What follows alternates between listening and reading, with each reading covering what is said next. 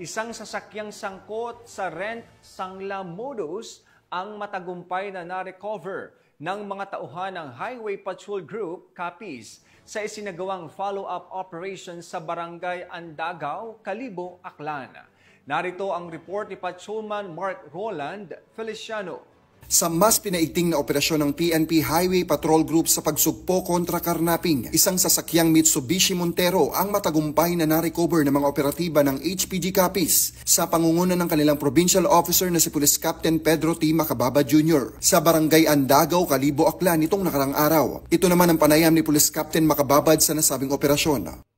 Survey na si Lito Presolano ay nagtungo sa opisina ng Regional Highway Patrol Unit 6 Investigation Section upang itulog ang kanyang reklamo regarding sa kanyang sasakyan na pinakakilahan noong April 2024 sa halagang 45,000 kada buwan. Ngunit ito ay hindi na binayaran at napag-alaman na ang nasabing sasakyan ay isinangla sa isang alias detect sa bandang Kalibo. So agad-agad na nag-conduct tayo ng verification at sa investigation at natuntun natin ang sasakyan sa Kalibo. So agad kami nagtungo sa nasabing lugar kung saan isinanda ang sasakyan.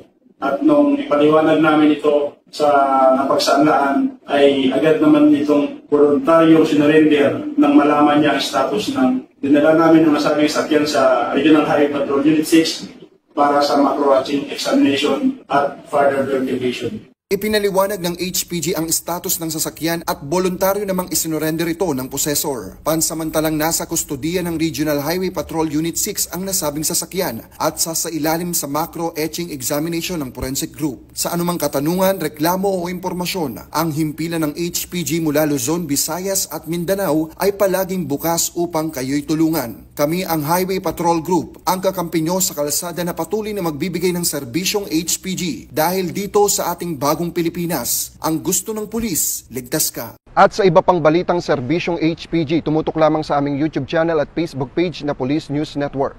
Mula sa tanggapan ng kakampi nyo sa kalsada, ako po si Patrolman Mark Roland Feliciano para sa Police News Network, alagad ng batas, tagataguyod ng balitang pulis.